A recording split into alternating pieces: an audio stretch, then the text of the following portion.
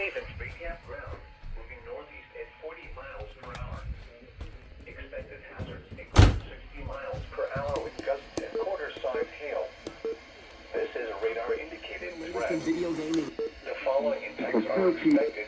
Hail damage At 1:11 p.m., a severe thunderstorm was located over Craven State Campground, moving northeast at 40 miles per hour. Expected hazards include 60 miles per hour wind gusts and quarter-size hail.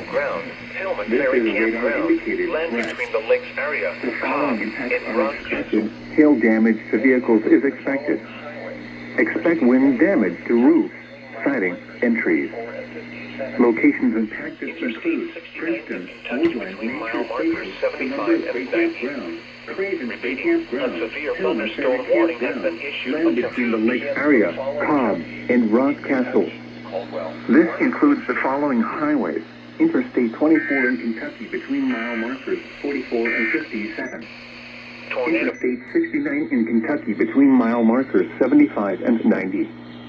Repeating, a severe thunderstorm warning has been issued until 2 p.m. for the following counties: in Kentucky, Caldwell, Lyon, and Trigg.